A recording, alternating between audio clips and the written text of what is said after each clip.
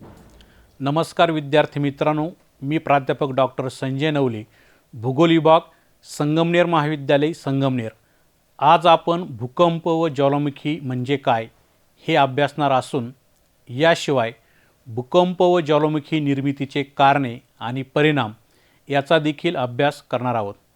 प्रथम आपण भूकंप म्हणजे काय ते अभ्यासू.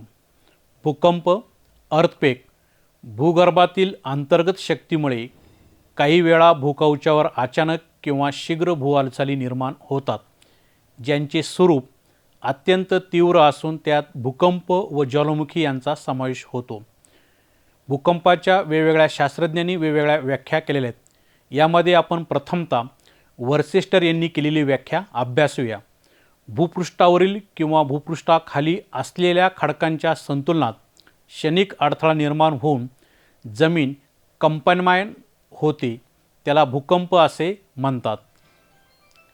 वर्सेस्टर यांनी an earthquake is a vibration or oscillation of the surface of the earth cause by a transit disturbance of the gravitational equilibrium of rock at or beneath the surface of the अर्थ.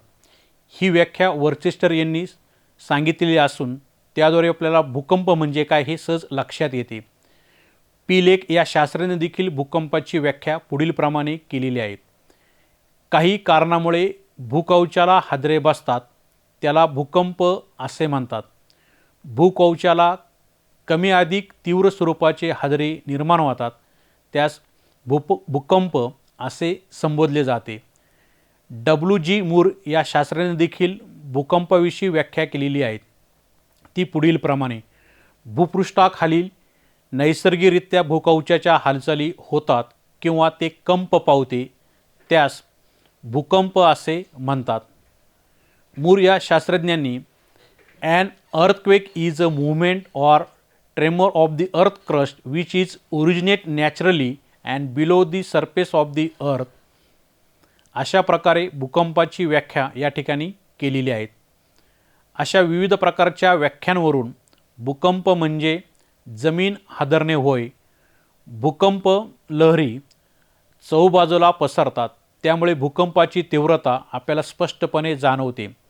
या ठिकाणी आपण भूकंप निर्मितीची कोणकोणती प्रमुख कारणे आहेत याविषयी स्पष्टीकरण पाहूया.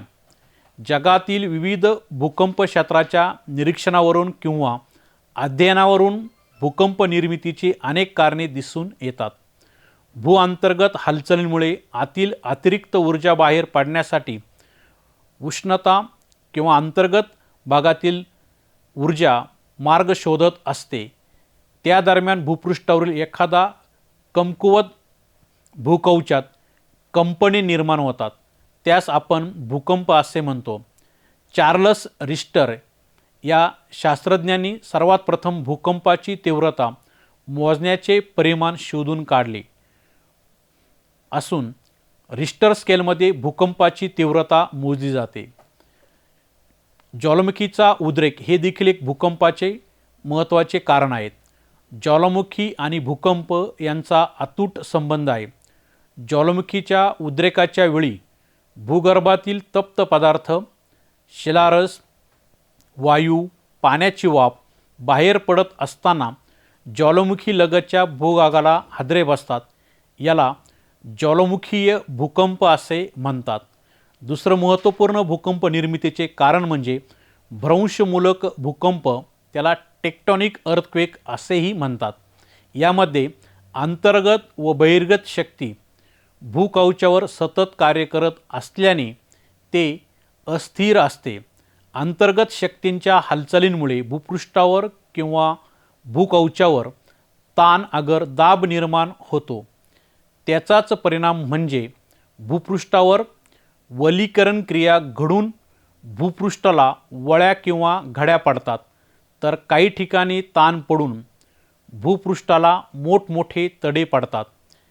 खडकाच्या थरांत हालचाली होऊन संतुलनात बिघाड निर्माण होतो व भूपृष्ठाला हादरे बसून भूकंप होतात.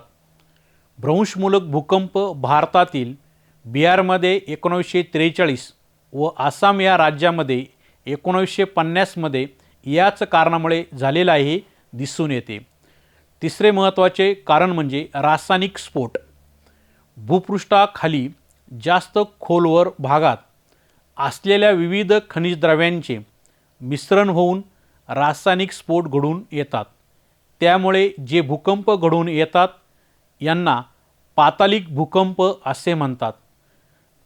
चौथे महत्त्वपूर्ण भूकंप निर्मितीचे कारण म्हणजे संतुलनमूलक भूकंप होय. यामध्ये पृथ्वीच्या पृष्ठभागावर बाह्यकारकांच्या साहाय्याने काही भागांची झीज किंवा खनन कार्य होते. वहन कार्याद्वारे तो गाळ इतर भागांमध्ये स्थापन कार्याद्वारे साठवला जातो.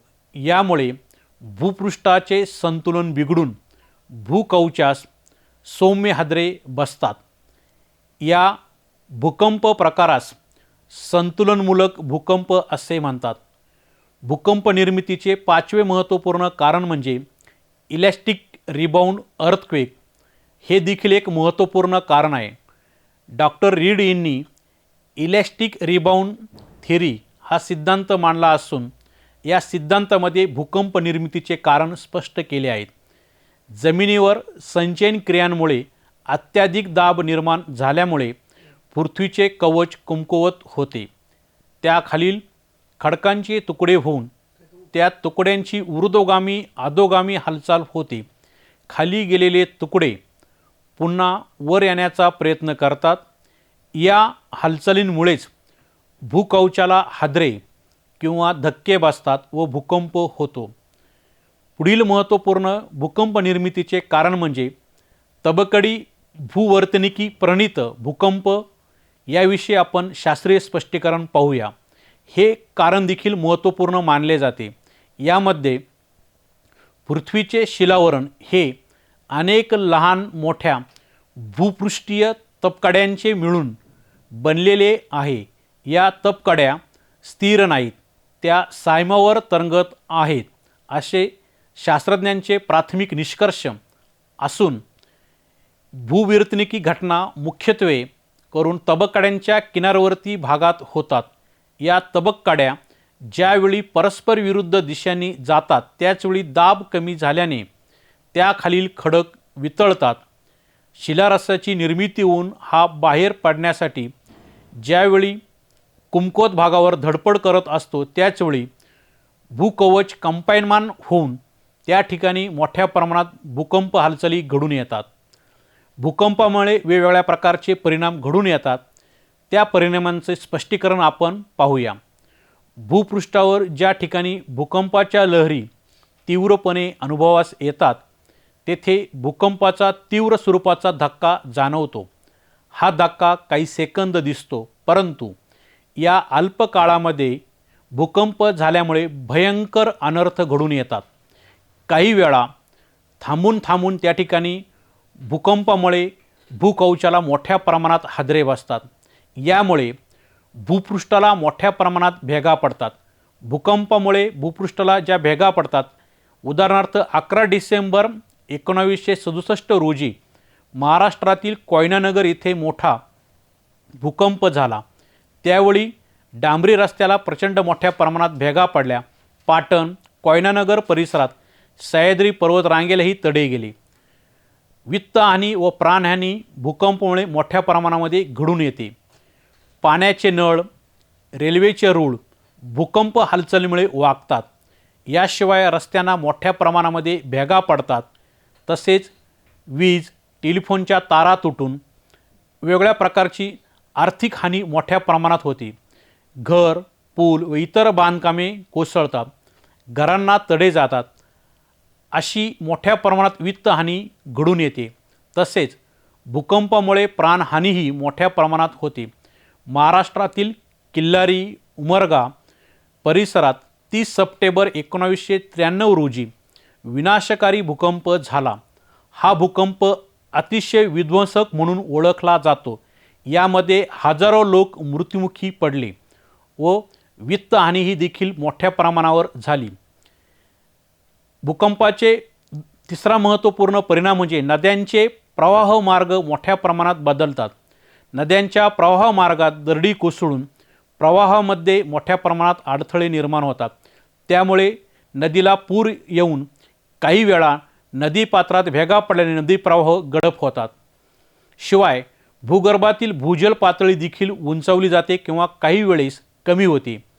काही वेळा भूकंपामुळे भूजल पातळी खाली जाते व विहिरी कोरड्या पडतात. काही विहिरींना जादा पाणी येते तर झऱ्यांच्या स्वरूपात बदल होतो.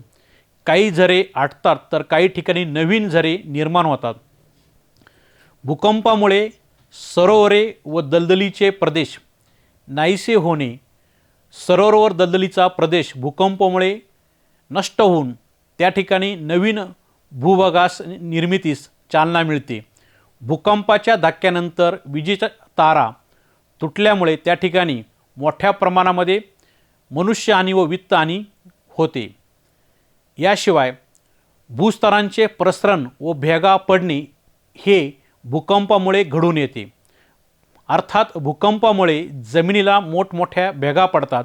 जमिनीचा फार मोठा भाग खचून त्या ठिकाणी गावेच्या गावी गाडली जातात. सागरी किनाऱ्याचा भाग खचल्यास मोठ्या प्रमाणात खाडी निर्माण होते. याशिवाय भूकंपामुळे समुद्र किनारपट्टी भागामध्ये सुनामींची निर्मिती होते. सागर तळावर होणाऱ्या भूकंपामुळे सागर तळातील पाण्याच्या पृष्ठभागावर प्रचंड लाटा निर्माण होतात. या लाटांना जपानमध्ये सुनामी या नावाने ओळखले जाते. या लाटा किनाऱ्यावर पोहोचतात त्यावेळी फार मोठ्या प्रमाणावर विनाश घडून येतो. उदाहरणार्थ भारताच्या आग्नेयेला असलेल्या इंडोनेशिया द्वीपसमूहात सुनामीची निर्मिती होऊन मोठ्या प्रमाणावर प्राणहानी वित्तहानी घडून आली. हे जगातील अतिशय विध्वंसक उदाहरण म्हणून ओळखले जाते. यामध्ये निर्माण झालेल्या सुनामी भारताच्या पूर्वेला असलेल्या अंदमान निकोबार बेटावर मोठ्या प्रमाणावर जीवित व वित्तहानी झाली. वरीलप्रमाणे भूकंपामुळे परिणाम घडून येतात. काही भागांमध्ये भूप्रदेश उंचावतो तर काही ठिकाणी डोंगरांची उंची वाढते. नद्यांमध्ये नवीन बेटे निर्माण होतात तर काही भागामध्ये भूमिपात अर्थात दरड कोसळणे हे प्रकार घडून येतात. भूकंपामुळे घरे कोसळणे किंवा इमारती कोसळणे तसेच आगी लागून मोठ्या प्रमाणावर जीवित व वित्तहानी घडून येते. आपण या ठिकाणी भूकंपची व्याख्या यांचे कारणे व परिणाम शास्त्रीय दृष्टिकोनातून अभ्यासलेले आहेत. धन्यवाद.